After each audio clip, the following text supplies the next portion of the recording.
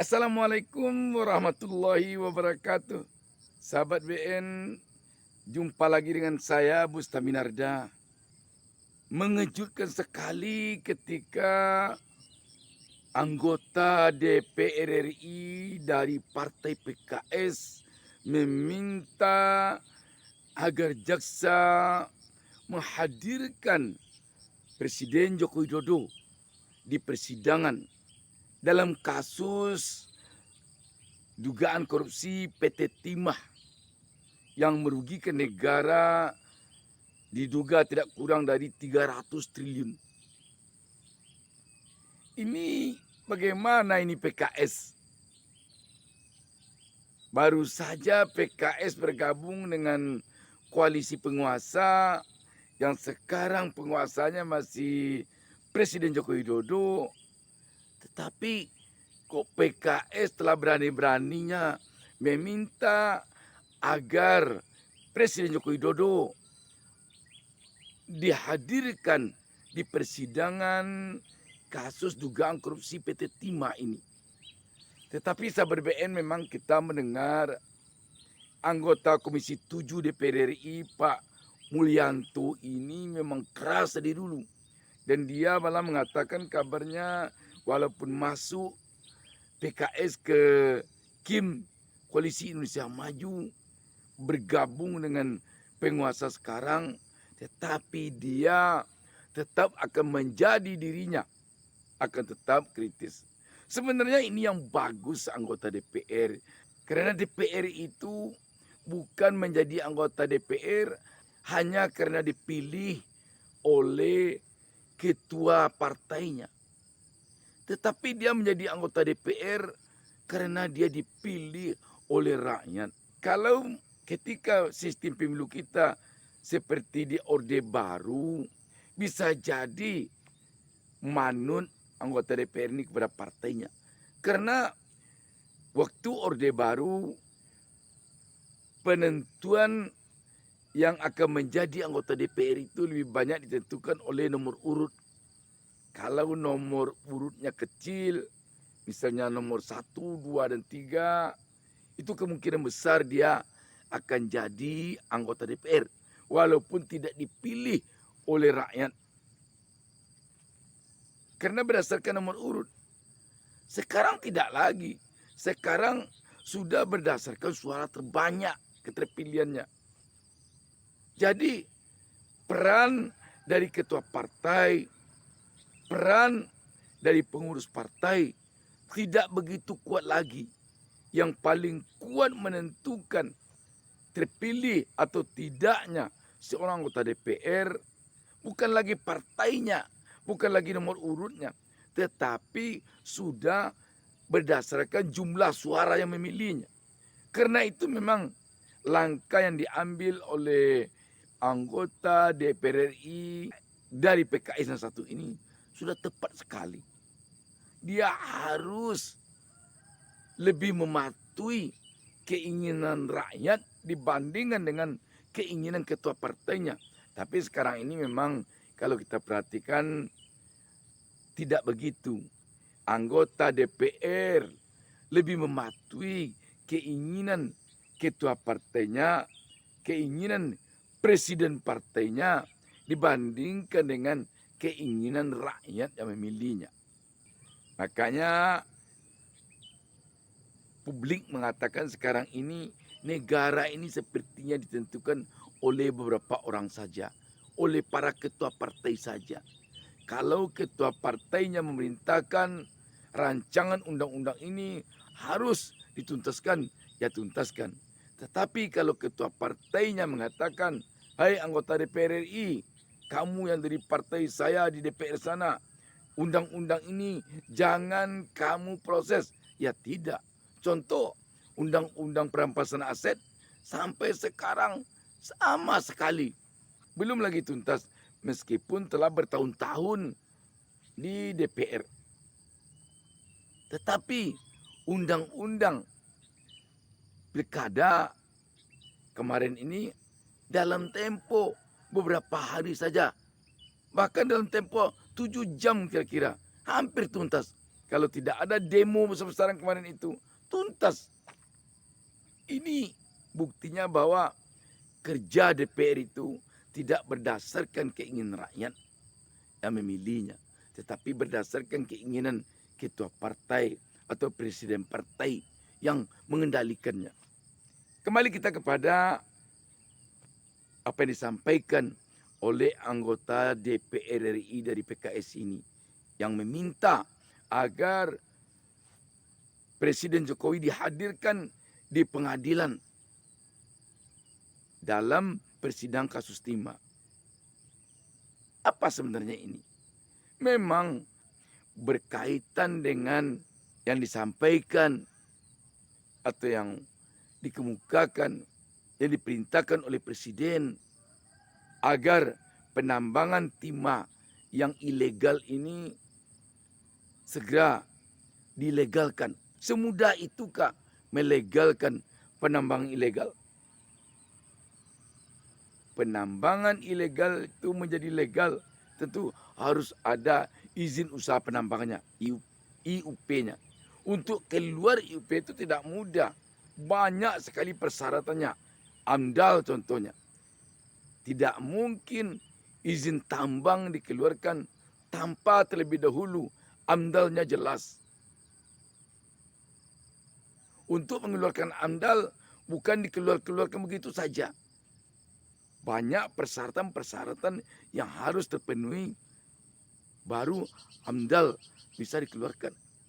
Jadi tidak mudah. Karena itu ketika nama Presiden Jokowi disebut dalam persidangan, memang harusnya Presiden Jokowi dihadirkan di persidangan. Karena seluruh warga negara bersamaan kedudukannya di dalam hukum dan pemerintahan. Dan wajib menjunjung tinggi hukum dan pemerintahan.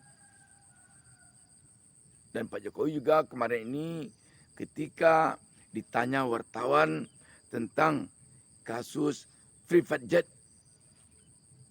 yang menyeret nama anak dan menantunya Kaisang dan Bobi, dia sendiri mengatakan sama kedudukan warga negara di mata hukum, di hadapan hukum. Menarik ini sahabat BN. Apakah jaksa penuntut akan mampu, tidak takut menghadirkan Presiden Jokowi sebagai saksi di persidangan ini nanti? Tetapi dari pengalaman kita, kesamaan seluruh warga negara tanpa kecuali di hadapan hukum itu masih sulit untuk diterapkan. Masih sulit. Sebab dalam praktiknya kita melihat kalaulah benar-benar seluruh warga negara sama kedudukannya di hadapan hukum, mungkin anak Jokowi Kaisang dan menantunya Bobi sekarang ini telah diambil tindakan jelas, tegas oleh KPK. Tetapi sampai sekarang tidak ada juga. KPK belum lagi bersikap terhadap anak Jokowi Kaisang dan menantu Jokowi Bobi Nasution. Ini bukti bahwa hukum kita di Indonesia baru hanya sebatas bicara. Belum lagi penerapannya benar-benar sama di hadapan hukum. Sahabat BN, kembali kepada anggota DPR RI yang satu ini. Kita juga bertanya apakah beliau ini terpilih lagi untuk anggota DPR RI periode 2024-2029 atau bagaimana. Kalau tidak terpilih dia, mungkin kita akan merasa rugi juga. Karena sulit sekarang ini mencari anggota DPR atau menemukan anggota DPR yang seperti ini. Kebanyakan anggota DPR ini memang dia patuh kepada pimpinan partainya dibandingkan dengan kepada rakyat yang memilihnya. Sekarang coba kita bacakan berita tentang hal ini. Tribunnews.com menurunkan berita di bawah judul Korupsi di PT Timah. PKS desak Jaksa Tipikor minta keterangan Presiden Jokowi terkait kasus korupsi Timah. Berita ini tertanggal 12 September 2024. Tribunnews.com, Jakarta.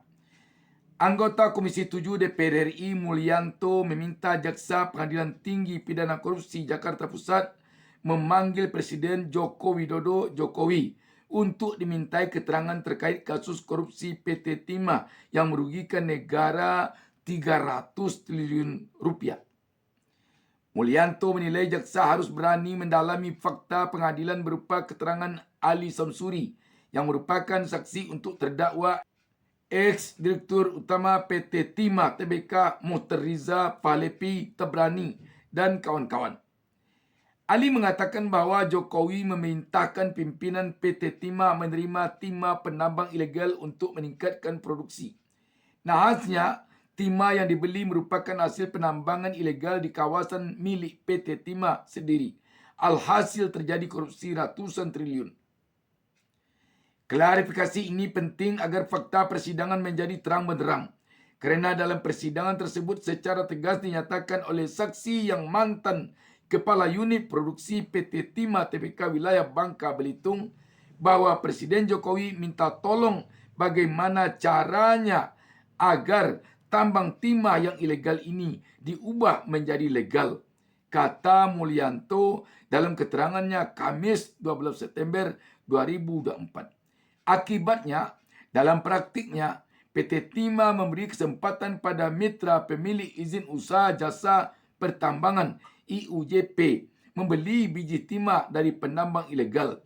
Padahal biji timah tersebut diambil dari wilayah izin usaha pertambangan IUP PT Timah. Lanjut Mulyanto. Wakil Ketua Fraksi PKS ini menegaskan keterangan tersebut merupakan titik krusial dari kasus korupsi timah sebesar 300 triliun rupiah yang sudah menjadikan tersangka sebanyak 22 orang. Sebab itu pengadilan harus memanggil Jokowi untuk mengungkap fakta yang sebenarnya. Untuk diketahui dalam persidangan kasus dugaan korupsi tata niaga komoditas timah di PT Timah Tbk sebesar 300 triliun rupiah, saksi menyinggung arahan Presiden Joko Widodo yang memerintahkan agar para penambang ilegal di Bangka Belitung diakomodir agar tidak diburu aparat.